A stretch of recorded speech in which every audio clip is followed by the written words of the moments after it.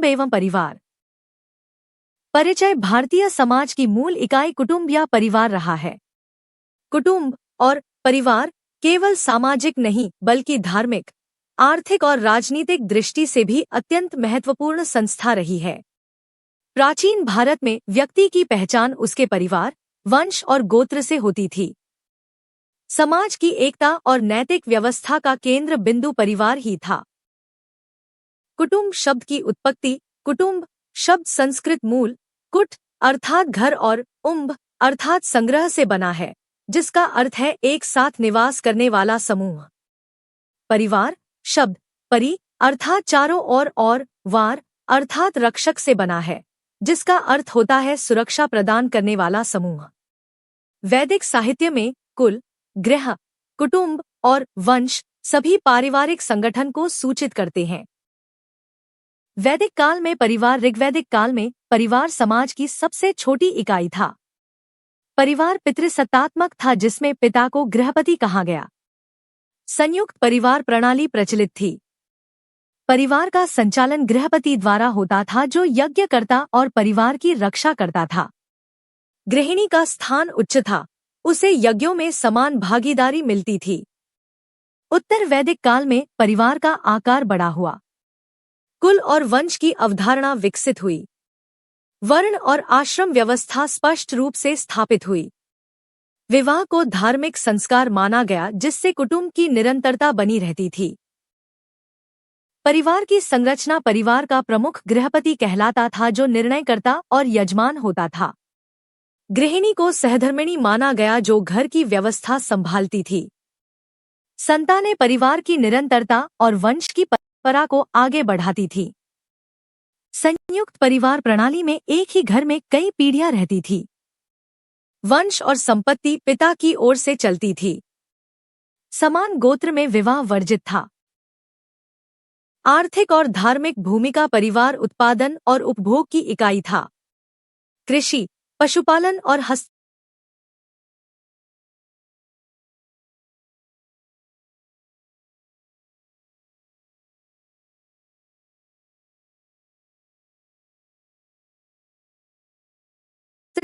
प्राचीन भारतीय इतिहास में कुटुंब एवं परिवार। परिचय। भारतीय समाज की मूल इकाई कुटुंब या परिवार रहा है।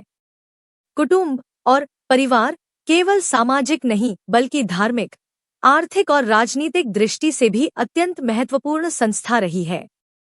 प्राचीन भारत में व्यक्ति की पहचान उसके परिवार, वंश और गोत्र से होती थी। समाज की एकता और नैतिक व्यवस्था का केंद्र बिंदु परिवार ही था। कुटुंब शब्द की उत्पत्ति। कुटुंब शब्द संस्कृत मूल कुट अर्थात घर और उम्ब अर्थात संग्रह से बना है, जिसका अर्थ है एक साथ निवास करने वाला समूह। परिवार शब्द परि अर्थात चारों ओर और वार अर्थात रक्षक से बना है, जिसका अर्थ होता है सुरक्षा प्रदान करने वाला समूह। वैदिक साहित्य में कुल, गृह, कुटुंब और वंश सभी पारिवारिक संगठन को सूचित करते हैं। वैदिक काल में परिवार। ऋग्वैदिक काल में परिवार समाज की सबसे छोटी इकाई था। परिवार पितृसत्तात्मक था, जिसमें पिता को गृहपति कहा गया। संयुक्त परिवार प्रणाली प्रचलित थी। परिवार का संचालन गृहपति द्वारा होता था, जो यज्ञ करता और परिवार की रक्षा करता था। गृहिणी का स्थान उच्च था, उसे यज्ञों में समान भागीदारी मिलती थी। उत्तर वैदिक काल में परिवार का आकार बड़ा हुआ। कुल और वंश की अवधारणा विकसित हुई। वर्ण और आश्रम व्यवस्था स्पष्ट रूप से स्थापित हुई। विवाह को धार्मिक संस्कार माना गया, जिससे कुटुंब की निरंतरता बनी रहती थी। परिवार की संरचना। परिवार का प्रमुख गृहपति कहलाता था, जो निर्णयकर्ता और यजमान होता था। गृहिणी को सहधर्मिणी माना गया, जो घर की व्यवस्था संभालती थी। संतानें परिवार की निरंतरता और वंश की परंपरा को आगे बढ़ाती थी। संयुक्त परिवार प्रणाली में एक ही घर में कई पीढ़ियां रहती थी। वंश और संपत्ति पिता की ओर से चलती थी। समान गोत्र में विवाह वर्जित था। आर्थिक और धार्मिक भूमिका। परिवार उत्पादन और उपभोग की इकाई था। कृषि, पशुपालन और हस्तशिल्प कार्य परिवार स्तर पर ही किए जाते थे। धार्मिक दृष्टि से यज्ञ और श्राद्ध जैसे कर्म परिवार प्रमुख द्वारा ही किए जाते थे। पुत्र का जन्म धार्मिक कर्तव्य माना गया क्योंकि पितृऋण मुक्ति के लिए पुत्र आवश्यक था। कुटुंब के प्रकार संयुक्त कुटुंब जिसमें कई भाई परिवार सहित एक साथ रहते थे। एकल कुटुंब जिसमें पति पत्नी और संतानें रहती थी। पितृसत्तात्मक परिवार जिसमें निर्णय पिता द्वारा लिया जाता था। मातृसत्तात्मक परिवार कुछ दक्षिण भारतीय और आदिवासी समाजों में पाया जाता था, जैसे नायर समाज। धर्मशास्त्रों में कुटुंब मनुस्मृति, याज्ञवल्क्य स्मृति और नारद स्मृति में परिवार के नैतिक, सामाजिक और आर्थिक कर्तव्यों का वर्णन है। पुत्रों में संपत्ति का बंटवारा पिता की मृत्यु के बाद ही संभव था। स्त्री को पारिवारिक मर्यादा की धुरी माना गया। विवाह, उत्तराधिकार और दायित्वों के नियम विस्तृत रूप से बताए गए। उत्तर वैदिक से मौर्य काल तक विकास महाजनपद युग में परिवार का संबंध राज्य और ग्राम इकाई से जुड़ गया। कौटिल्य के अर्थशास्त्र में कुटुंब को आर्थिक इकाई बताया गया है। प्रत्येक गृहस्थ करदाता था। मौर्य काल में जनगणना में कुटुंबों की गिनती की जाती थी। परिवार नैतिक शिक्षा और सामाजिक नियंत्रण का प्रमुख माध्यम था। स्त्रियों की स्थिति ऋग्वैदिक काल में स्त्रियां सम्मानित और शिक्षित थीं। वे धार्मिक कर्मों में सहभागी होती थी। उत्तर वैदिक काल में उनकी स्थिति में गिरावट आई। बौद्ध काल में गृहस्थ स्त्रियों के साथ साथ संघ में भी स्त्रियों को स्थान मिला। गुप्त काल में स्त्रियों की स्वतंत्रता सीमित हो गई परंतु धार्मिक सम्मान बना रहा। वंश और गोत्र प्रणाली वंश समान पितृ परंपरा से जुड़े लोगों का समूह था।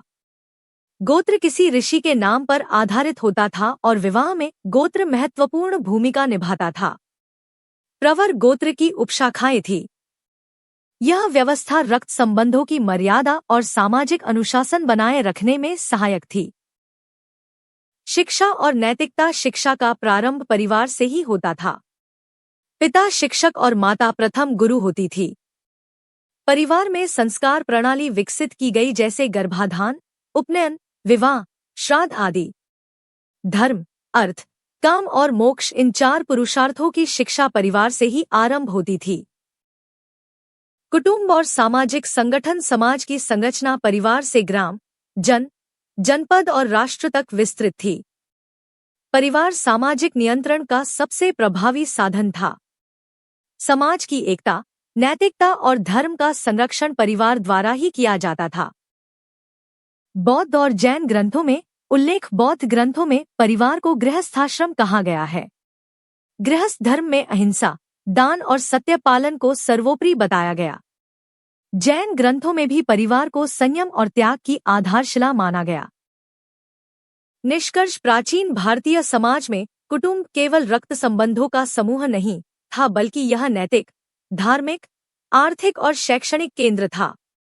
यही संस्था भारतीय सभ्यता की सामाजिक एकता और सांस्कृतिक निरंतरता की आधारशिला बनी। इस प्रकार कहा जा सकता है कि प्राचीन भारतीय सभ्यता की नींव कुटुंब व्यवस्था ही है। मुख्य स्रोत ऋग्वेद, अथर्ववेद, उपनिषद, मनुस्मृति, याज्ञवल्क्य स्मृति, नारद स्मृति, अर्थशास्त्र, कौटिल्य, बौद्ध पिटक, जैन आगम, रामायण, महाभारत और गुप्तकालीन अभिलेख। प्राचीन भारत में वर्ण व्यवस्था। परिचय, भारतीय समाज का सबसे प्रमुख और विशिष्ट सामाजिक संगठनात्मक ढांचा वर्ण व्यवस्था रही है। इसका प्रारंभ वैदिक काल से हुआ और समय के साथ यह सामाजिक, धार्मिक, आर्थिक और राजनीतिक जीवन का आधार बन गई। प्रारंभ में यह कर्म और गुण पर आधारित थी, परंतु कालांतर में यह जन्म आधारित जाति व्यवस्था में परिवर्तित हो गई। वर्ण शब्द की उत्पत्ति, वर्ण शब्द संस्कृत मूल व्री, आवरण या विभाजन से बना है, जिसका अर्थ होता है विभाजन या वर्ग। वैदिक ग्रंथों में वर्ण का प्रयोग लोगों को उनके कार्य, गुण और धर्म के अनुसार वर्गीकृत करने के लिए हुआ है। ऋग्वैदिक काल में वर्ण व्यवस्था। ऋग्वेद में वर्ण व्यवस्था का सर्वप्रथम उल्लेख पुरुष सूक्त 10वां मंडल में मिलता है।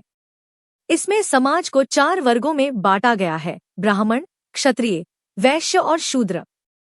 इस सूक्त में कहा गया है कि ब्राह्मण भगवान के मुख से, क्षत्रिय भुजाओं से, वैश्य जंघाओं से और शूद्र चरणों से उत्पन्न हुए।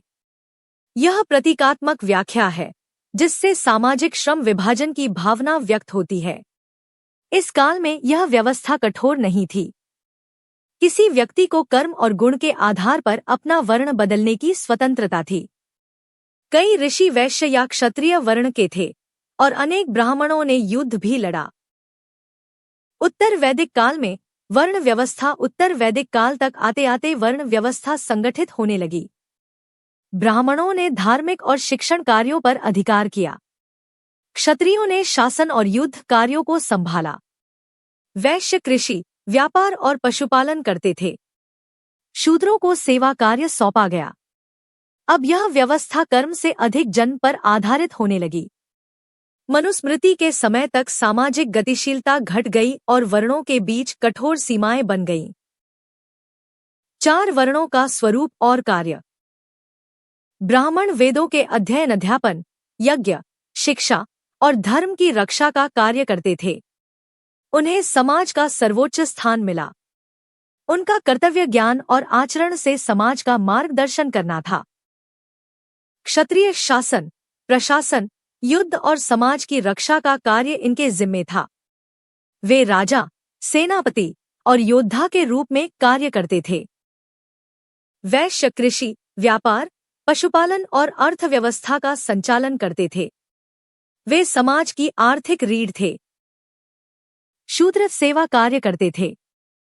प्रारंभ में इन्हें समाज का हिस्सा माना गया पर बाद में इन्हें हीन समझा जाने लगा। वर्ण व्यवस्था का धार्मिक आधार। वर्ण व्यवस्था को धार्मिक मान्यता वेदों, स्मृतियों और धर्मशास्त्रों ने दी। मनुस्मृति, याज्ञवल्क्य स्मृति और नारद स्मृति में वर्ण धर्म, विवाह नियम, आचार संहिता और आहार विहार तक के लिए अलग अलग निर्देश दिए गए। प्रत्येक वर्ण का अपना धर्म, कर्तव्य निर्धारित किया गया जिसे स्वधर्म कहा गया। कर्म और धर्म का पालन न करने पर व्यक्ति को अधर्म और अपवित्रता का दोषी माना जाता था। आश्रम व्यवस्था से संबंध। वर्ण व्यवस्था का समन्वय आश्रम व्यवस्था के साथ हुआ। ब्रह्मचर्य, गृहस्थ, वानप्रस्थ और संन्यास। प्रत्येक व्यक्ति, चाहे उसका कोई भी वर्ण हो, चारों आश्रमों में अपने जीवन के अनुसार कर्तव्यों का पालन करता था। इससे समाज में अनुशासन और नैतिकता बनी रही। धर्मशास्त्रों में वर्ण व्यवस्था। मनुस्मृति में कहा गया कि वर्ण समाज की स्थिरता और धर्म की रक्षा के लिए आवश्यक है। याज्ञवल्क्य स्मृति में ब्राह्मणों और क्षत्रियों को सर्वोच्च बताया गया है। नारद स्मृति में वर्ण शुद्धि और वर्ण संकरता के नियम दिए गए हैं। परंतु इन ग्रंथों में यह भी कहा गया है कि सभी वर्ण ईश्वर के अंग हैं और समाज के लिए समान रूप से आवश्यक हैं। उपनिषदों और बौद्ध जैन ग्रंथों की दृष्टि उपनिषदों में कर्म और ज्ञान की श्रेष्ठता पर बल दिया गया है, न कि जन्म पर। बुद्ध और महावीर ने वर्ण व्यवस्था की कठोरता का विरोध किया। उन्होंने कहा कि व्यक्ति की श्रेष्ठता उसके कर्मों और नैतिक आचरण से होती है, न कि जन्म से। बुद्ध के समय में अनेक व्यापारी, किसान और शिल्पी सम्मानित थे, जिससे वर्ण व्यवस्था की कठोरता कमजोर होने लगी। महाकाव्य काल में वर्ण व्यवस्था। रामायण और महाभारत में वर्ण व्यवस्था को समाज का आधार माना गया, परंतु यहाँ कई बार वर्णों के कर्तव्यों का उल्लंघन होता दिखाई देता है। जैसे परशुराम ब्राह्मण होकर योद्धा थे, विदुर शूद्र माता से उत्पन्न होकर ज्ञान और नीति में श्रेष्ठ थे। महाभारत में यह विचार भी मिलता है कि मनुष्य के कर्म ही उसे ब्राह्मण या शूद्र बनाते हैं। मौर्य और उत्तर मौर्य काल में वर्ण व्यवस्था। मौर्य काल में राज्य स्तर पर वर्ण व्यवस्था को स्वीकार किया गया। अर्थशास्त्र में समाज के वर्गों का उल्लेख है। अशोक के शिलालेखों में सभी वर्गों के प्रति समान व्यवहार की नीति अपनाने की बात कही गई है। उत्तर मौर्य काल और गुप्त काल में वर्ण व्यवस्था जन्माधारित और कठोर हो गई। उपजातियां, जाति व्यवस्था विकसित हुई। बौद्ध और जैन प्रभाव। बौद्ध और जैन धर्म ने समानता, अहिंसा और करुणा के सिद्धांतों से वर्ण व्यवस्था की कठोरता को चुनौती दी। बौद्ध संघों में सभी वर्णों को प्रवेश की अनुमति थी, जिससे सामाजिक गतिशीलता बढ़ी। गुप्त काल में स्थिति। गुप्त युग में वर्ण व्यवस्था समाज के स्थायी ढांचे के रूप में स्थापित हो गई। अब यह केवल सामाजिक नहीं बल्कि आर्थिक विभाजन का भी प्रतीक बन गई। जातियां वर्णों की उपशाखाएं बनकर प्रकट हुईं। सामाजिक प्रभाव वर्ण व्यवस्था ने प्रारंभिक समाज में कार्य विभाजन और संगठन को सुदृढ़ किया, जिससे सभ्यता का विकास हुआ। परंतु बाद में यह असमानता, छुआछूत और सामाजिक विभाजन का कारण बन गई। इसने स्त्रियों और शूद्रों की स्थिति को निम्न बना दिया। बुद्ध, कबीर, नानक और अन्य संतों ने बाद में इसके विरुद्ध आवाज उठाई। वर्ण व्यवस्था के विकास के प्रमुख स्रोत वेद, विशेषतः ऋग्वेद का पुरुष सूक्त, उपनिषद, कर्म और ज्ञान पर बल, मनुस्मृति, याज्ञवल्क्य स्मृति, नारद स्मृति, धर्मशास्त्रीय नियम, महाभारत और रामायण, सामाजिक दृष्टांत, अर्थशास्त्र, आर्थिक और प्रशासनिक वर्गीकरण, बौद्ध त्रिपिटक, समाज में वर्गभेद की स्थिति, जैन आगम, कर्माधारित समानता की भावना, गुप्तकालीन अभिलेख, सामाजिक वर्गों का औपचारिक उल्लेख। निष्कर्ष, वर्ण व्यवस्था प्रारंभ में समाज के श्रम विभाजन और संगठन की उपयोगी प्रणाली थी। इसका उद्देश्य समाज में सहयोग और संतुलन स्थापित करना था। परंतु कालांतर में यह कठोर और जन्म आधारित हो गई, जिससे सामाजिक असमानता बढ़ी। फिर भी यह भारतीय सभ्यता की सामाजिक रचना का मूल आधार रही, जिसने हजारों वर्षों तक समाज की संरचना और मूल्य प्रणाली को प्रभावित किया।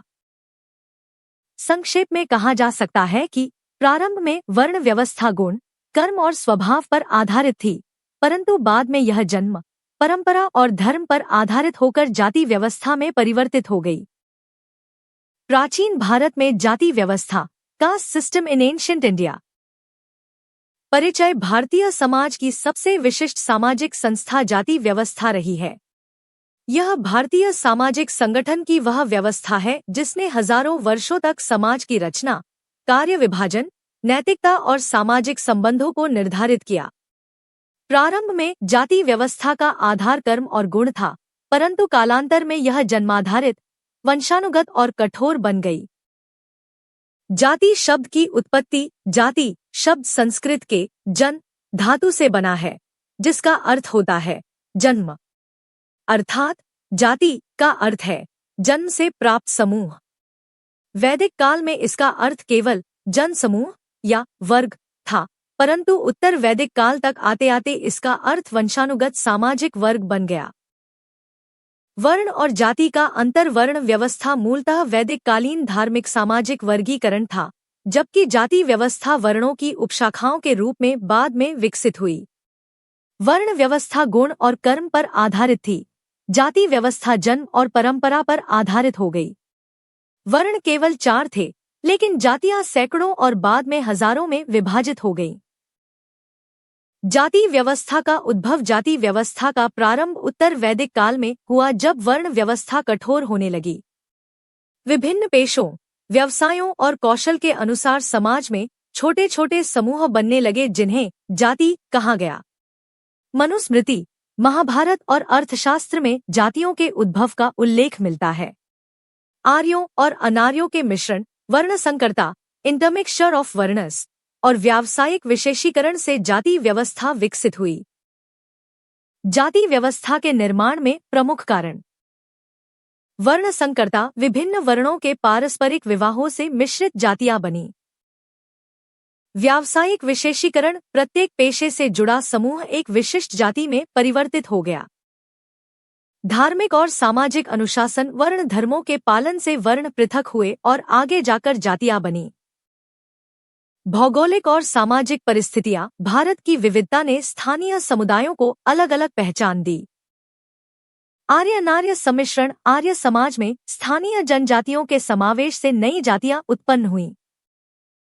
प्राचीन भारत में जातियों की स्थिति: ऋग्वैदिक काल, इस समय जाति व्यवस्था का अस्तित्व नहीं था, केवल वर्ण आधारित श्रम विभाजन था। सामाजिक गतिशीलता थी और व्यक्ति अपने गुण और कर्म से अपनी सामाजिक स्थिति बदल सकता था। उत्तर वैदिक काल, इस काल में जाति व्यवस्था के प्रारंभिक रूप का विकास हुआ। शूद्रों को निम्न समझा जाने लगा। वर्ण संकर जातियां उत्पन्न हुईं, जिनका उल्लेख मनुस्मृति और महाभारत में मिलता है। महाजनपद और मौर्य काल, इस समय समाज में अनेक जातियां थीं, जो मुख्यतः पेशों के आधार पर बनी थी। कौटिल्य के अर्थशास्त्र में लोहार, सुनार, बुनकर, बड़ी आदि जातियों का उल्लेख है। मौर्य प्रशासन में जाति के आधार पर कुछ कर और दायित्व निर्धारित थे। बौद्ध काल बुद्ध और महावीर ने जाति व्यवस्था की कठोरता का विरोध किया। उन्होंने कहा कि व्यक्ति महान अपने कर्मों से होता है, जन्म से नहीं। बौद्ध संघों में सभी वर्णों और जातियों के लोगों को प्रवेश की अनुमति थी। यह जाति व्यवस्था के विरुद्ध समानता का आंदोलन था। गुप्त काल और उत्तर गुप्त काल गुप्त युग में जाति व्यवस्था अत्यंत कठोर और जन्माधारित हो गई। सामाजिक गतिशीलता समाप्त हो गई। अनेक उपजातियां और व्यवसाय विशिष्ट जातियां उभरी। राजाओं और प्रशासन ने भी जाति व्यवस्था को मान्यता दी। जाति व्यवस्था की प्रमुख विशेषताएं।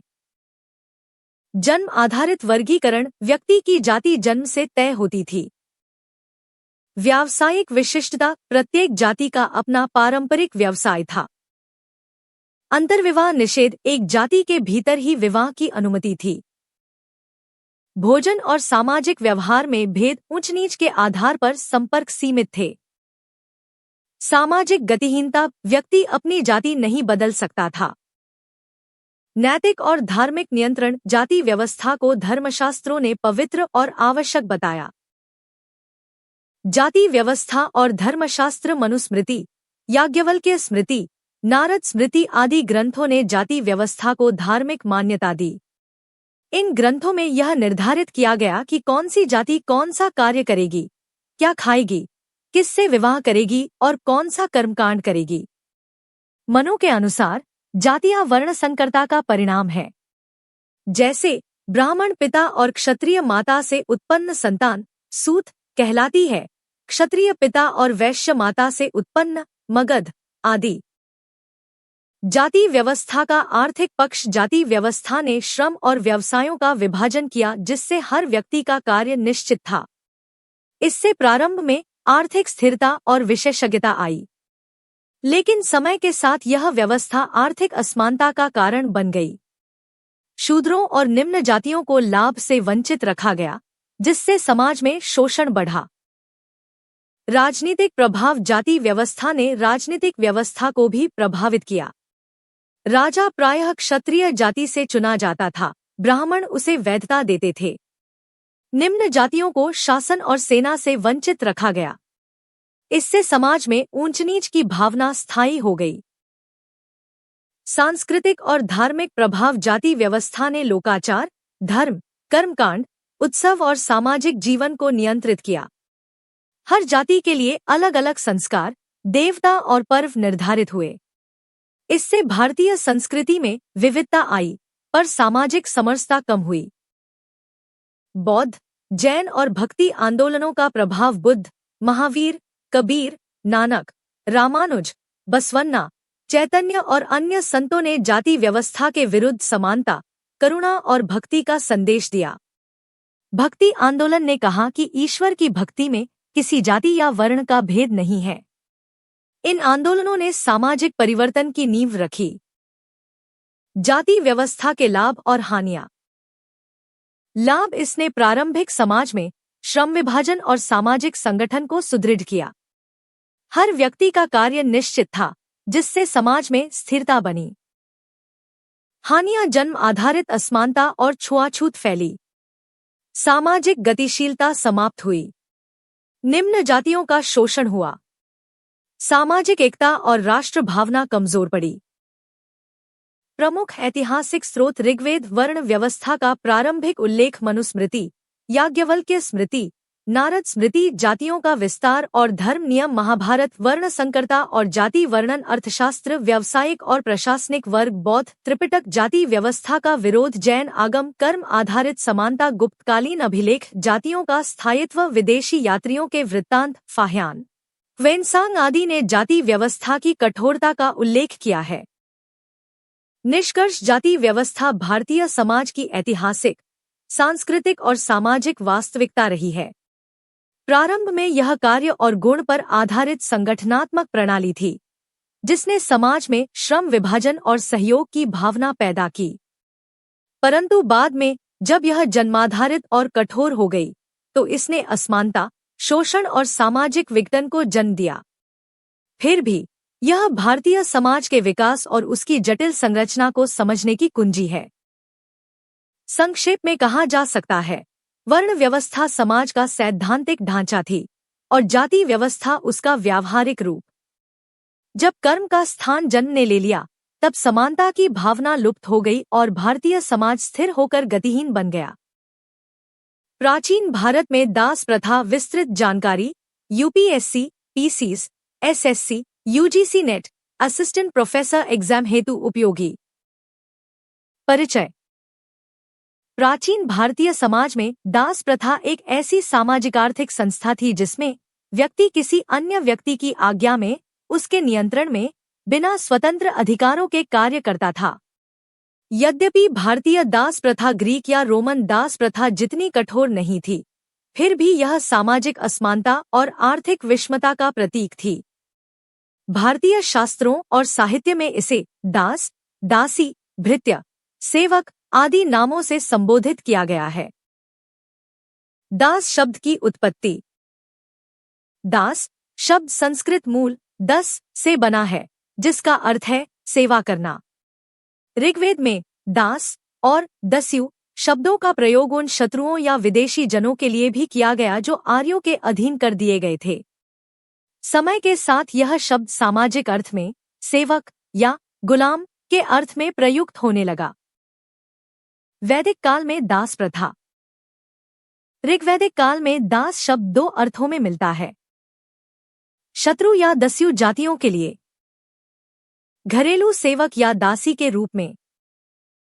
ऋग्वेद में दासी का उल्लेख अनेक स्थानों पर हुआ है, जैसे कि यज्ञ और गृहकार्य में उनकी भूमिका बताई गई है। ऋग्वेद में पुरुष दासों की अपेक्षा स्त्री दासियों का उल्लेख अधिक मिलता है। इस काल में दासों को संपत्ति के रूप में नहीं, बल्कि गृहस्थी के एक भाग के रूप में देखा जाता था। उत्तर वैदिक काल में स्थिति। उत्तर वैदिक काल में समाज में वर्ग विभाजन और आर्थिक असमानता बढ़ने लगी। इस काल में दासों का प्रयोग कृषि, पशुपालन, गृहकार्य और यज्ञकर्मों में होने लगा।